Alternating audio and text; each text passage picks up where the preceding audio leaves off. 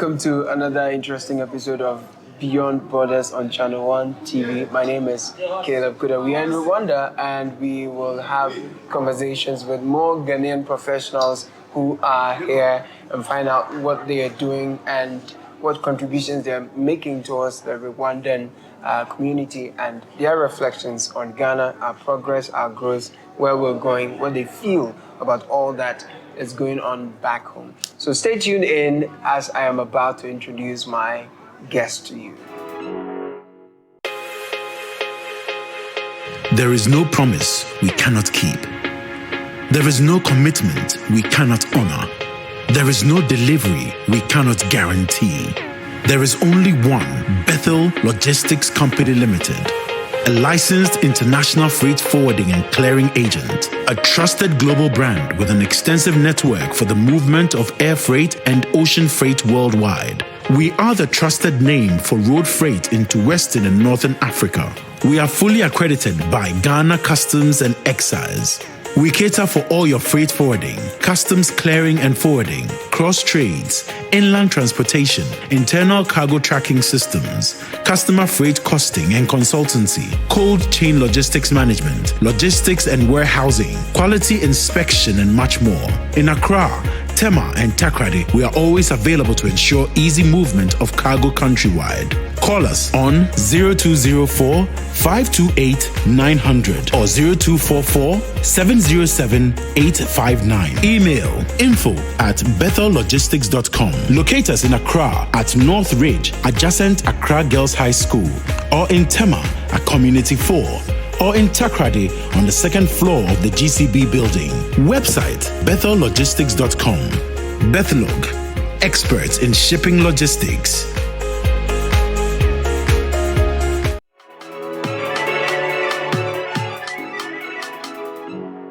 So Eko Afobensa is a Ghanaian who moved to Rwanda 2 years ago. Before then, he has been coming in and out, but decided permanently with his family to move in here. Good to see you, sir. Thank you, Ken. How are you doing? I'm great. Nice. You're enjoying Rwanda? Perfectly. Perfect. Absolutely. I have absolutely no regrets. I love it. It's functional. Everything works. It's peaceful, orderly, organized. So I think I'm good. Okay. Where in Ghana were you born? Tell me about your experience in Ghana. I was born in Mampuri. Okay. I grew up in Nashua. Okay. So basically, I'm a typical Accra boy. Okay. And you went to school where? I was on the other side of college. Who were some of your mates? My mate, Albert Mason, who's the son of a former CDS and Rolling Sister. Okay. Okay. I think a lot of them. There's Antonio Awatri. I think he's with Cadbury now. Okay. Most of my mates are outside the country. But there's Isaac Ato, he's in DHL. Works with DHL. So they're quite a number. You want to say hello to some of them? Povy is one. Okay. Say hello to some of those friends you miss so much back home. Well, family and friends. No, we are on. I have one in Forestry Commission. Okay. Kenneth Imbro. Okay. That's my name. So I mean, like, we have a WhatsApp group, so we're always in touch. So. Okay. So back in Ghana, what were you doing? For a living? Okay, I was in the automobile industry. Okay. I worked in the telecom industry for a while, then jumped ship, started my own thing. So I was in the automobile industry for a while. Okay. So you're doing dealership, you import and sell? Yes. Okay. How is that business going? It was fine until it became saturated. Right. So, and typically, we didn't have policies protecting indigents from the foreigners. Okay. So they flooded the market, basically kicked us out. I see. So that was it. At what point did you decide that? So have you completely left Ghana or you have plans to return? Return, I doubt. Not in the foreseeable future. So my kids are here. I have one in Ghana who's still in university. He's in Academic City. The two younger ones are here with me. My daughter is in university as well. My son is in high school. And for their, I mean, it's an environment that fosters development. I don't think I want to ruffle that by moving them anywhere. So for the foreseeable future, we're here. Wow. What was the push factor? It's the functionality of Rwanda. Everything works. I mean, you've been here. It's a clean environment. The bureaucracy is not as you know. In Ghana, you want to get one thing done, and it takes you forever. Here, everything works. Ghana, we are getting better. How? When was the last time you came? I was in Ghana in November. DVLA, their system is getting better. People renew their license. Of all the institutions, DVLA is the only one you can mention. Oh, but have you had the experiences with DVLA recently? I did. I was going to renew my license. It was good, wasn't it? Prestige, it took me 6 hours. Okay. These days, it's lesser than that. Well, but DVLA started touting expediting services way before I left Ghana. And if in 2023 it was taking me 6 hours to get a renewal. It wouldn't take you that long in Rwanda? No, why should it? In Rwanda, you practically sit in a bedroom to get most of the things done. I'll give you an example. When we decided to apply for residency, we started the process. And then we hit a snag because apparently I need a police clearance certificate from Ghana. Okay. So that it kind of kept our application in the system. So I came to Ghana, that was in April last year, picked up my police report, came back on a Monday. So Tuesday evening, I asked my wife to go back and continue the process. So she scanned the report in addition to all the other documents we had already uploaded. We sent codes via mobile to make payments. Made the payments. And this was Tuesday evening around 6:30. Thursday afternoon, I picked my son up at 4 o'clock from school. On our way home, I get a text message asking me to present my passport at the immigration office for my residency. Wow. Was that So efficient? that was the first time I had to go there physically. And that was because they had to take my biometrics. Right. But for that, it would have been delivered to you Exactly. in your home. Yes. Wow. So you think they're more efficient than we are? Of course. I don't think that's what it is. I don't think so. It's what it is. If you ask people who live here, they will tell you. They don't waste time with basic things. Yeah. What was the last time you drove in Ghana? What was the experience like? I drove in Ghana last year when I came. Oh, you were in Ghana last week? No, Last year, November. when I came. Okay. The regular madness. And it's the same thing. One thing I realized was that most traffic lights were not working, which wasn't the case on my previous visit. Which stretch did you use? I lived in West Legon. So you know the Osu airport, the bypass, or you Elwak bypass. And most traffic lights were not working. The traffic around Gimpa was just horrendous. You know, so we can do better. It's a shame. I always liken Ghana's situation to a situation where, as those in the finance industry probably get what analogy I'm giving better. People who were using adding machines, ledgers, calculators, and were getting the figures right. And now you're given a computer with software and you're making mistakes. Is there any hope for you? Wow. That's how I see it. Oh, but you're painting too bleak a picture, man. Because we've retrogressed. I mean, Caleb, let's be honest with ourselves. With all the capacity Ghana has, all the resources, with the advancement in technology and everything, should we be where we are today? Let's be honest with ourselves. In 2008, where Ghana was compared to where we are today, is there any justification for it? We've had oil. Exactly. We have all the resources. Look what coming in last year, you're flying and you're looking at water bodies and you're looking brown. In this day and age. You understand? I'm not being cynical. But there's no accountability in our country. Unfortunately, no accountability, zero accountability.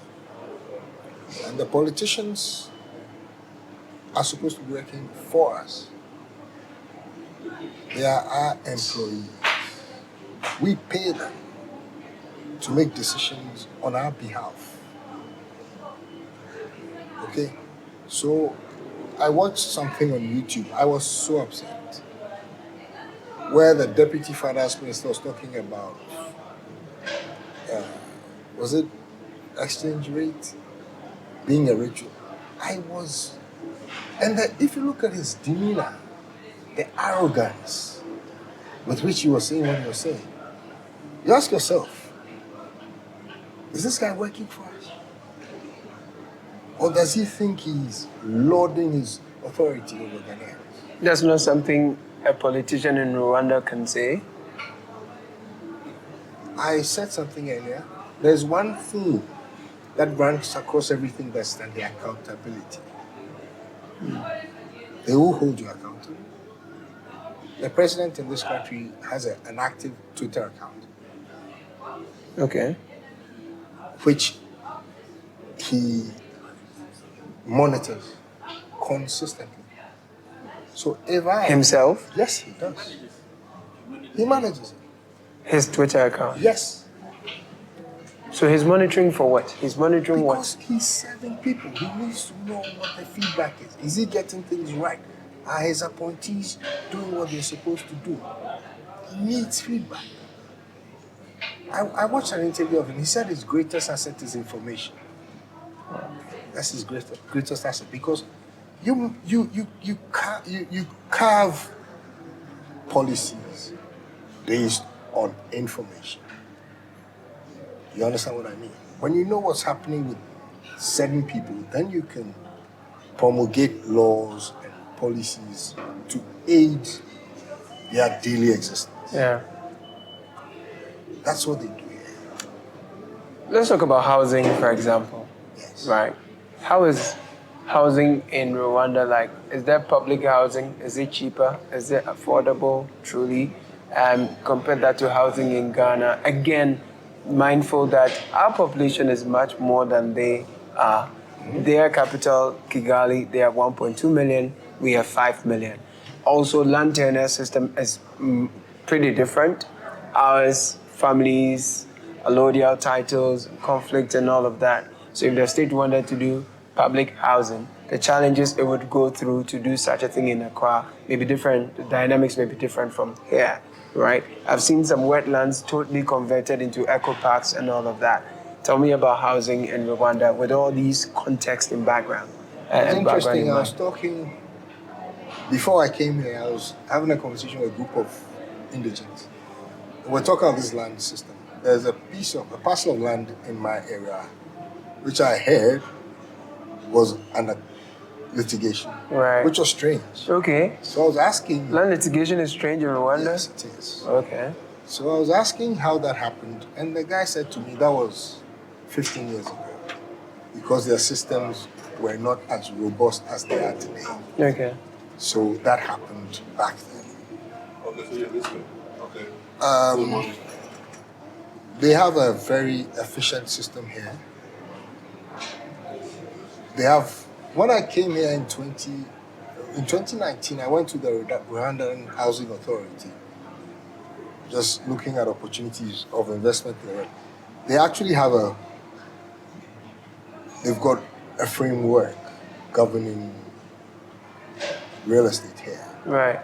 So they have a lot of affordable housing projects, both private and government sponsored. Okay. Typical example is here, if you want to get into affordable housing, there are things the government would expropriate the land on your behalf, though you do all the financial, you take care of the financial commitments, but they go through the processes for you. Once you procure the lot, they provide the infrastructure, water, electricity, telephone, roads. So you just build. So there's this support. I'll give you an example. In the new developing areas,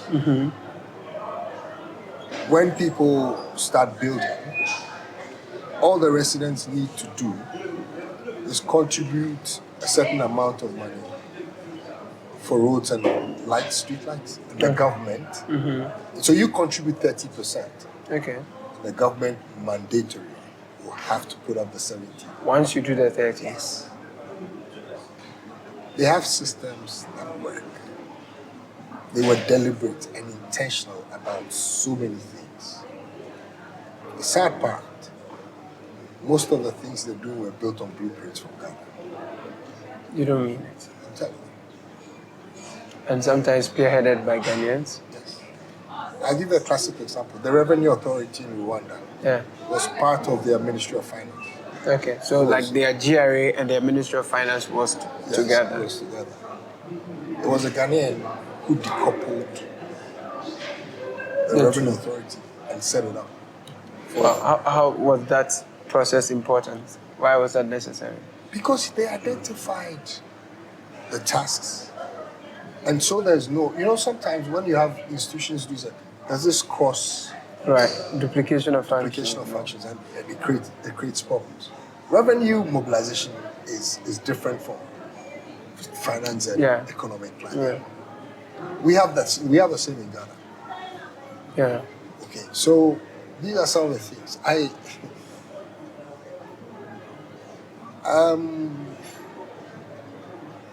They have thought things through properly. Okay, they didn't have to reinvent the wheel. I'm sure they picked What structures works from across? and then fused it, taking into consideration the dynamics of their environment, cultural, social, whatever, economic. But then they fashion something that works for them. Are we doing the same in Ghana? When we know the effects of galamsey. And you're asking if Ghana was worse off now. What was the issue of galamsey 8 years ago as compared to now? If you can answer that, then answers your question. That's terrible. I'll be 32 tomorrow. If I were... Happy birthday. Thank you. If I move to Rwanda now, what's the promise of Rwanda for me? No, one thing Rwanda teaches you, and I encourage a lot of young people to come here, at least they learn to do things the right way. Okay? So if you live here, I'll tell you this, if you live here for 5 years, you'll be accustomed to doing things in a certain way and expecting certain outcomes. So if you should be in the position of authority someday in Ghana, you kind of, it's your lifestyle. That's how, so you kind of try to implement that. Okay, that's how you roll things out. We are used to, and it's I get it. The leader of a country is a reflection of who the people are, unfortunately. Because the leaders don't come from space, they come from amongst us. Yeah. So the leaders we have today is a reflection of who Ghanaians have become. The leaders we had 30 years ago was a reflection of who we were. But then also, is there not a disconnect in that argument that our our people, our professionals come here and they turn things around. They do so well. Ghanaians Because abroad the frustrations are doing they face so well. in Ghana, the dysfunction in So Ghana. the citizens are frustrating the leaders? No. The citizens, the systems in Ghana, the dysfunction is benefiting certain people. So they want to keep it that way. There's no law enforcement. And like I said, there's no accountability in Ghana. There's no accountability cuts across everything you see in Rwanda. Accountability cuts across everything. But there must be something Ghana does right. That's Rwanda doesn't. Currently, I don't know about that. Oh, you can't be serious. Caleb. No. Okay, Don't so give do me that. an example. You know, I'm not being cynical. Give me an example. you can't think of one thing that we do in Ghana Not that's as I better. compared to 20 years ago. Give me an example. Cite one. Why are you doing this? No, I'm not doing anything. You are telling me you're trying to impute cynicism. No. to what I'm I'm just saying that isn't there anything that we do well that, you know, in Ghana we have solid universities. Our Like our academics are doing fantastic research. Where? Some are doing wonderful innovation. Where? Ghanaian entrepreneurs are taking on industry. In this day and age, people are doing things in AI, and KNUST is touting fufu pounding machine. Oh, don't do that. Come Darlington Akogo is an AI expert. Yes. He's supervising. Very good friend of mine. Oh, good. And he's doing amazing in the AI space in our universities. They're introducing curriculum and courses in the various universities, Tech, Legon, Academic City, It's for the optics. Ashesi University, It's for the optics. DTI, Ashesi, UCC. My son is in Academic City. I know. Count the number of universities we have in Ghana. There's UCC, is a top-ranked university in Ghana Was. now. It is. Was. UCC? Was. No, it is. No, I'm giving you a very current Okay. update. Of course, University of Ghana is there, the nation's premier. You know, they are also doing well. KNUST, they also try. When they're touting fufu pounding machine. Oh, there's more they do. But the Like fufu what? pounding machine too, it's not good, it's not important. No, there's more. You see, Caleb, let's get serious. Where the world is going, there are people moving things.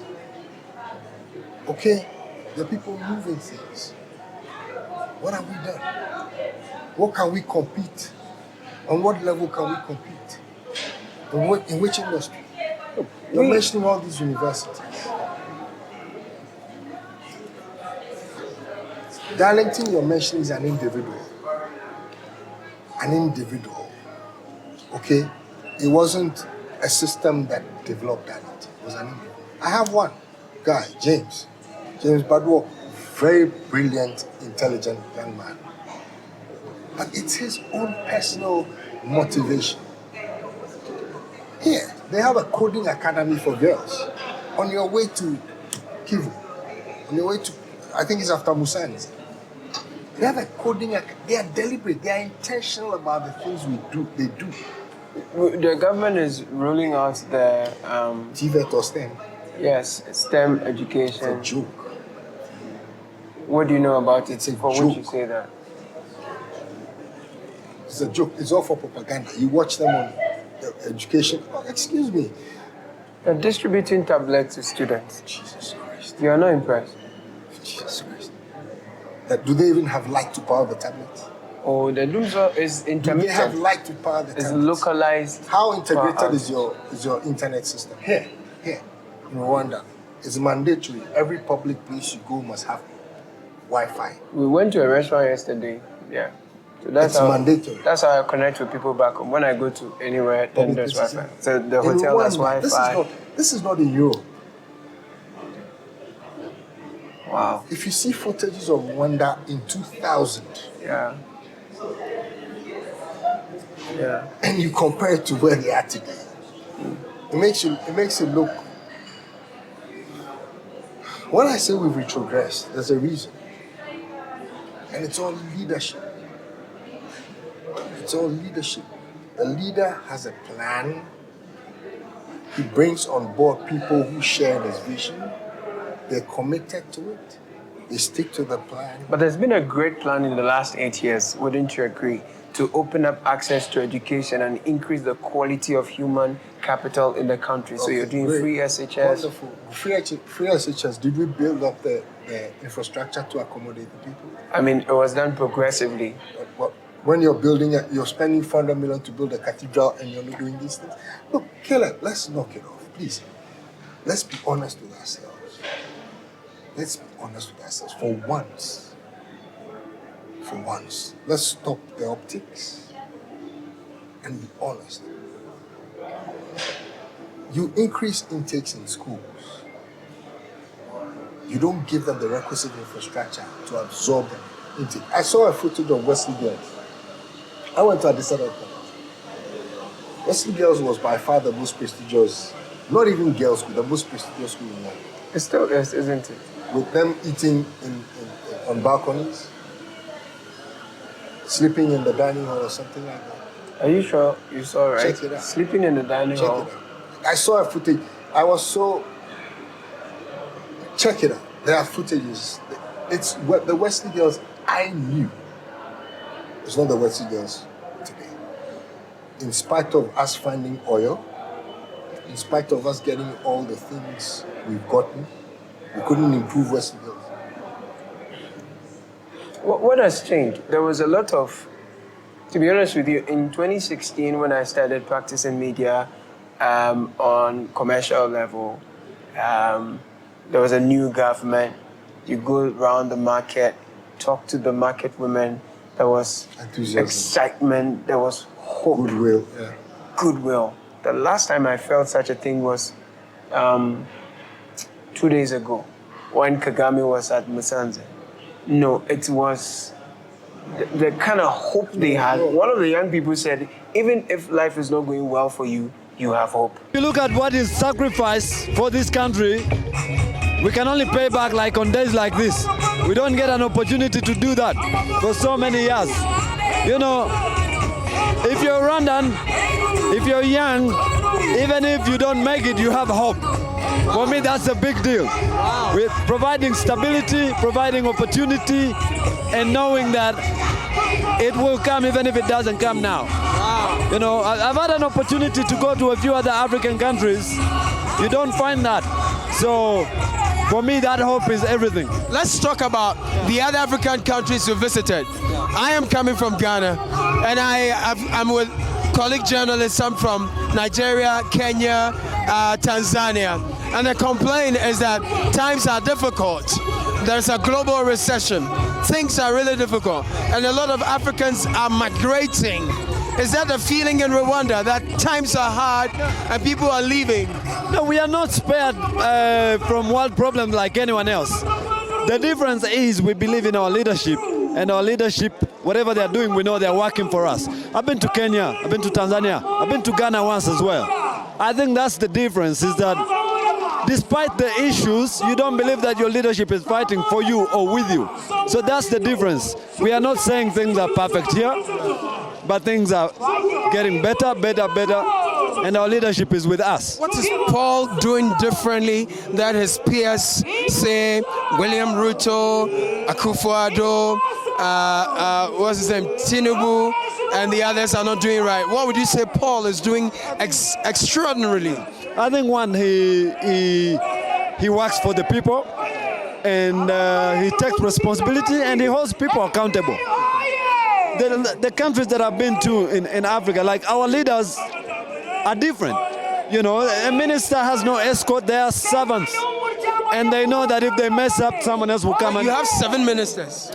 We have ministers, I don't know the number, to be honest. But like, if you meet a minister on the street, you won't know this is a minister. You are kidding me. Yeah, they are servants. They are civil servants, and they know they work for the people.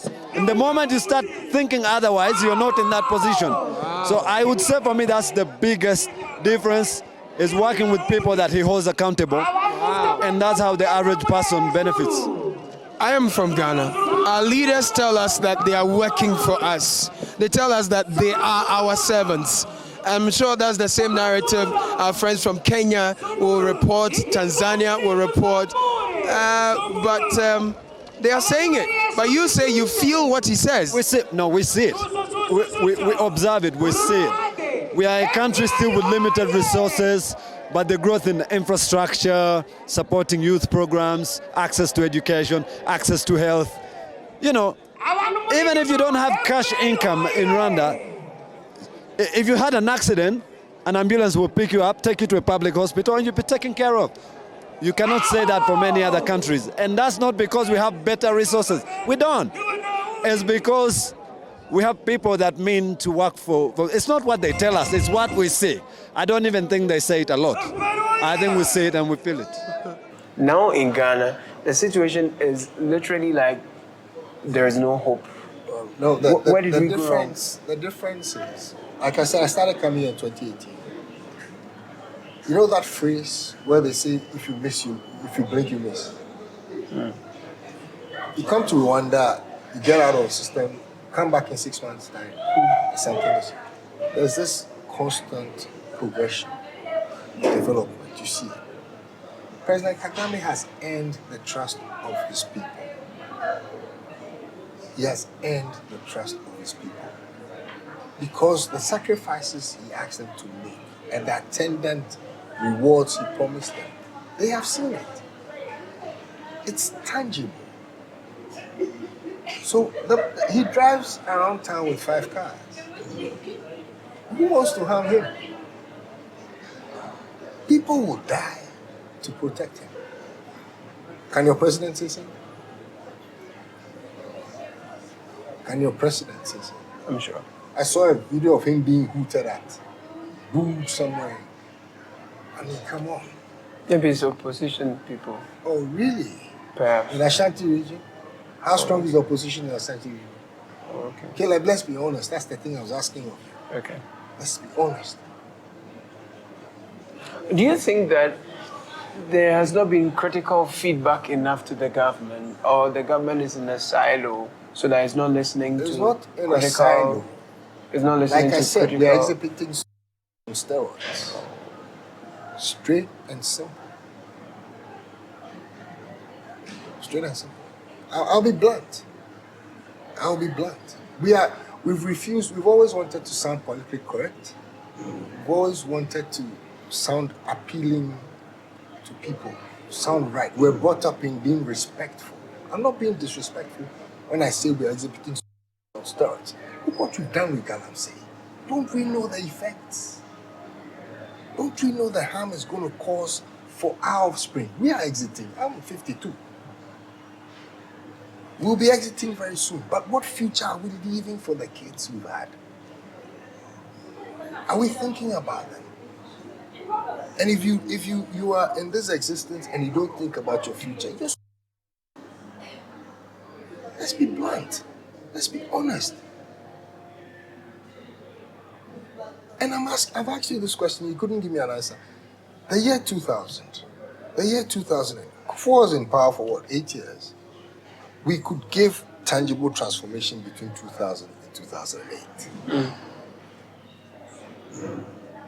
Professor Mills, and I'll tell you this, when I talk about leadership, when Professor Mills was in power, when he started showing up at public events on time, what happened? Things change. Yes. When he started showing up unannounced in places, now everybody, they didn't know who was watching. So people started doing things right. Where did we lose it? Look at the impunity with which public officials do things now. I'm reading stories about people dying and having $30 million in their bank accounts.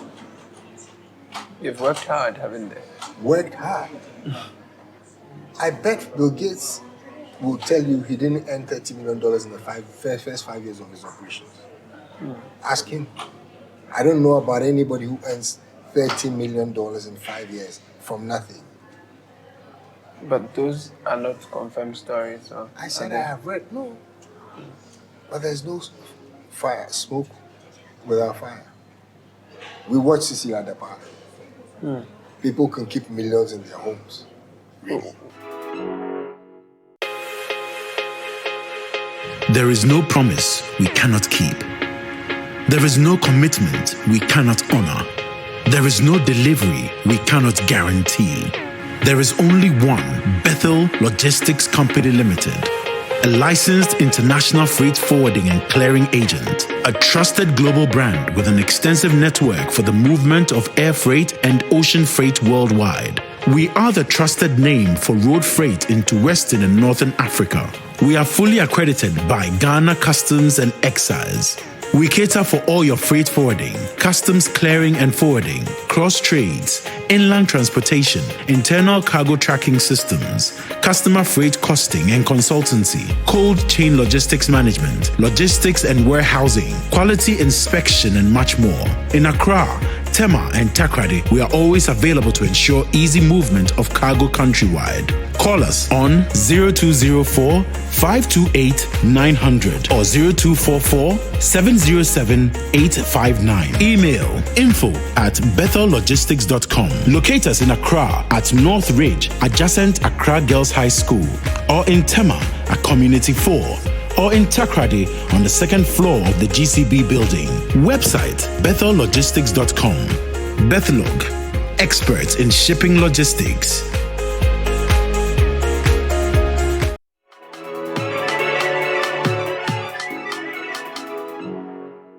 Did you see the MP who was trying to bribe the EC officials?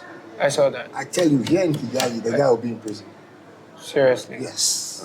Professor Nyaku. Yes, he will be in prison.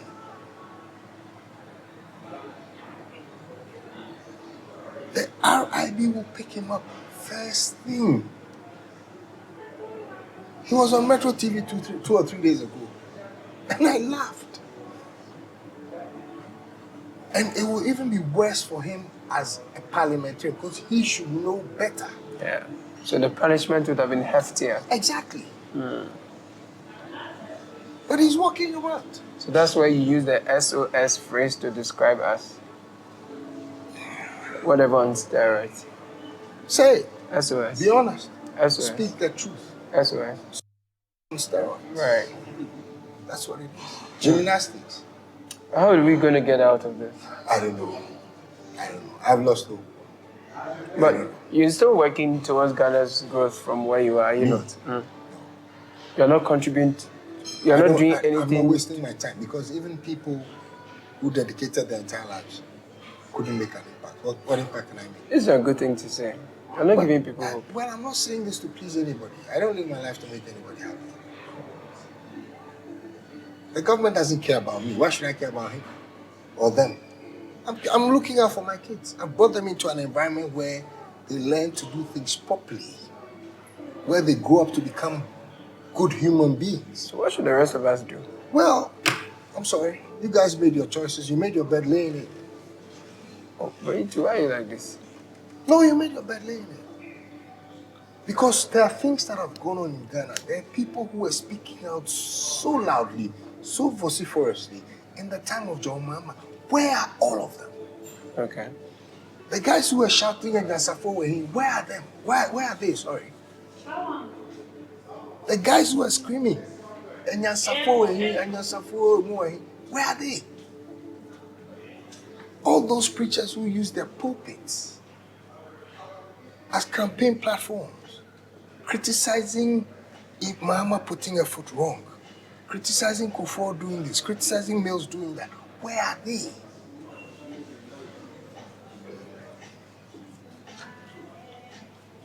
The Bar Association, I quite remember, was one of the most vocal entities.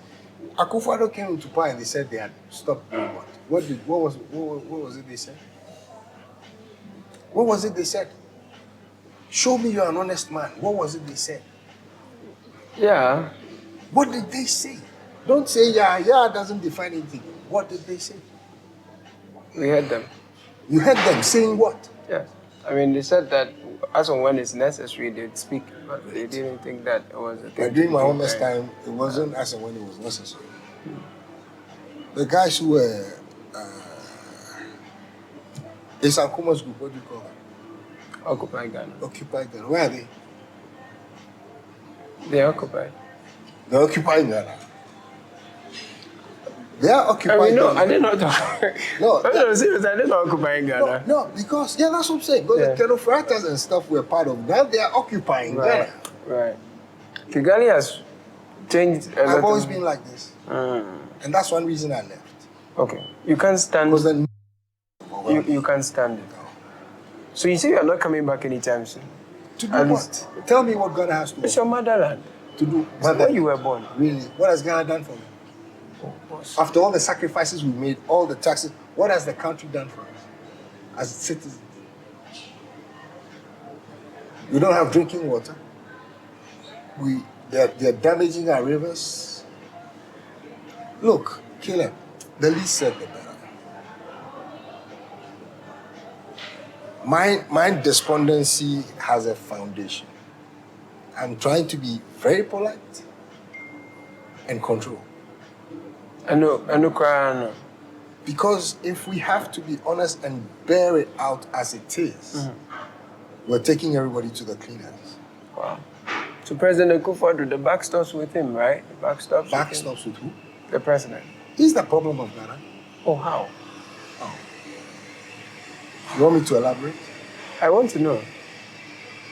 You're telling me you don't know? No, tell me why you say so. Okay. If you're a leader who is superintending thievery, what are you?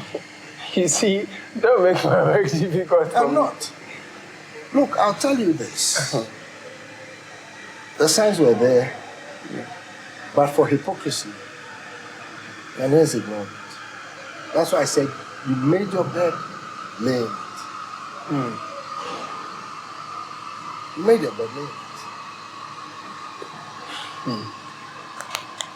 Well, this, you can call this a no holds barred episode of Beyond Borders. No, that's still not accurate.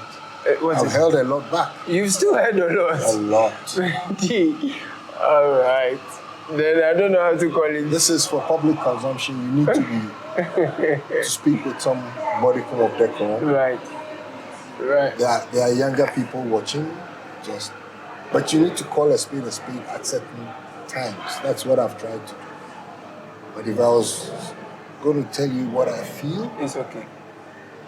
I think It's okay. It's okay. so. What do you miss back home? Nothing. Oh, come on. Nothing. The food is nice. Sam's wife gives me food. Our food is better than what's here. No, Sam's wife is Ghanaian. She's Ga. She makes the Ga kenke. She makes banku. In fact, I've classified. You don't miss Homo coming from Kpokwe? No. Things. No. It's okay. I'll tell you all these things. What's the general feeling of the Ga people in Accra? You don't miss your culture back home. You don't What miss. culture? I'm the one asking you a question. No.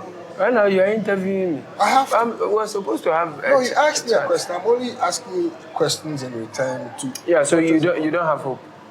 No side you? of us. That's why I'm still here. Do you have hope? That's why I'm here. You're where? I'm here. Kigali. Doing what I'm doing. Telling Ghanaians what is possible and I'll tell you what else what. we can do Okay, better. great. It's Isn't a it good? good start. But in addition to tell the truth. Am I not? No. Oh. But I'm listening to you. I'm hearing you. Listening to me is not speaking the truth. I've asked you questions that you declined to answer. No, you see, because some of the things I can't tell you what do you want me to say? Sometimes you people need to state your positions. Oh, I think we do that all the time. We try our best to do that. No. You try, even albeit in a very comical way, but that's fine. On that show you do. I want you. You talk about pertinent issues, but albeit in a comical way. So you get it that we do our Get best. serious about it. Because of the way you present it, other people will say, "Oh, Akwano Odiano." That's why I can win here. But that's a format for the show. That's why we are having this conversation as well. You see? Okay. You see? Me, who knows me? Nobody listens to what I say. You have influence. You carry 1,000,000 times more weight than I do. Thank you for talking to me. Grateful, my brother. I'll see you in Ghana soon. Me. Tofiakwa. This man.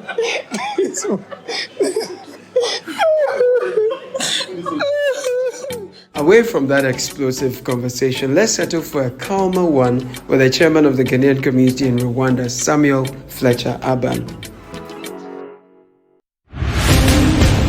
Get ready for the ultimate battle of business minds at the City Business Olympics 2024. Join us for a day of intense competition, team building, and networking as companies go head to head in the various challenges to prove their skills and expertise. From traditional sports like seven-a-side football, basketball, sack race, and volleyball to unique challenges like tug of war and arm wrestling, there's no shortage of excitement and adrenaline pumping action. Don't miss out on this exciting event that will test your business acumen and athletic skills on the field. Date Saturday 28th September 2024.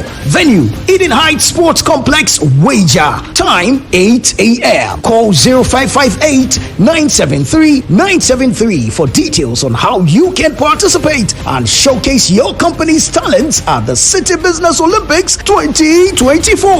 Get ready to compete, collaborate, and conquer. The City Business Olympics 2024 is powered by ChannelOne TV with support from 97.3 City FM and proudly sponsored by Piva Beverages, Blue Jeans Energy Drink, and Bethel Logistics, experts in shipping logistics.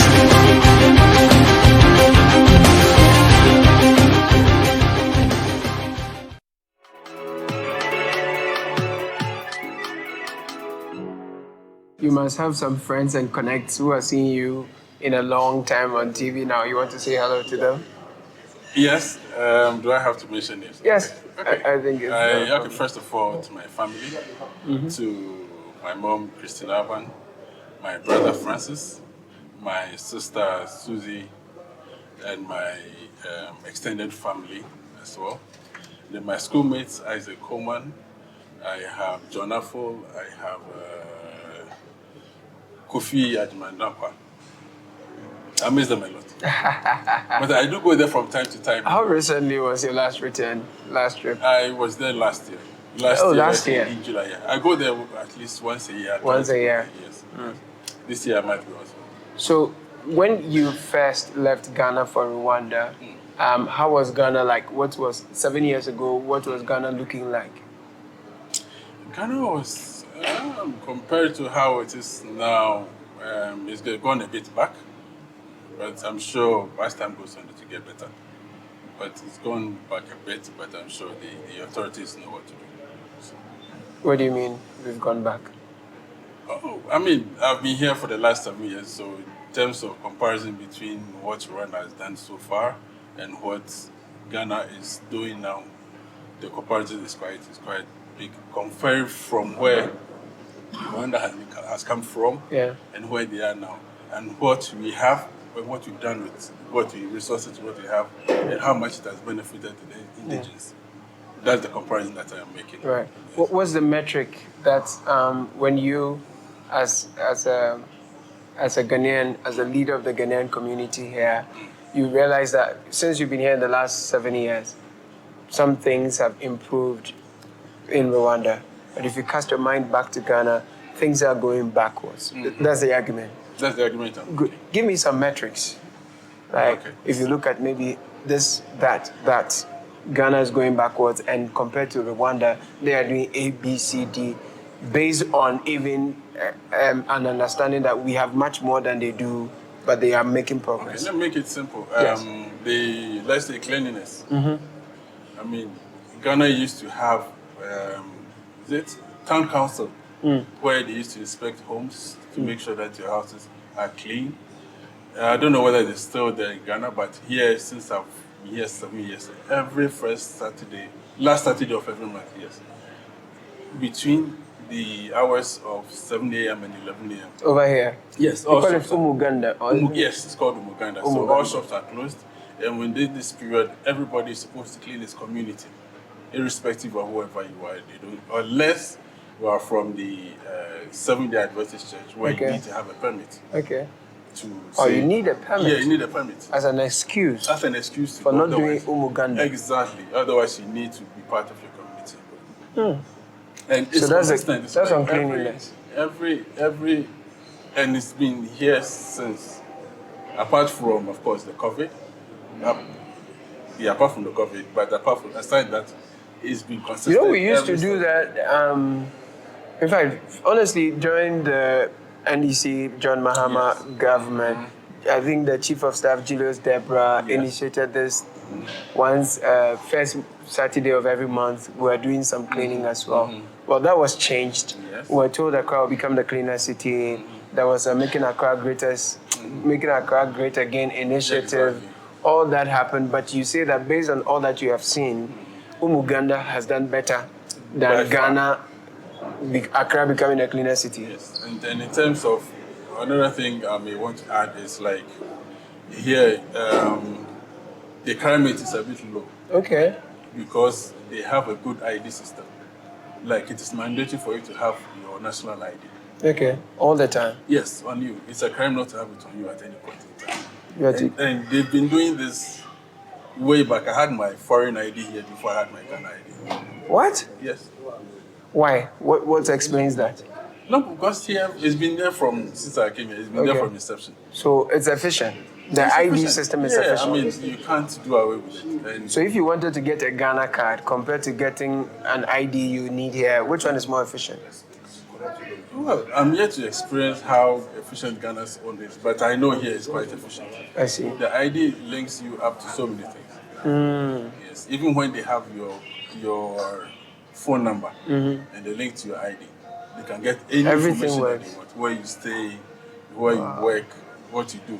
It's possible. How does that help fight crime or reduce the crime rate? Because they can trace you at any point in time. Okay. You understand? Once they have your ID. Okay. And even not having an ID is a crime and you can go to jail for that. What? Yes. On you. What? I'm telling you. Are you You serious? need to have it on you. Unless it's been stolen, then you need to prove. That was stolen. How are Otherwise, you Ghanaian? cannot. How? Okay. So that's on the cleanliness and the crime.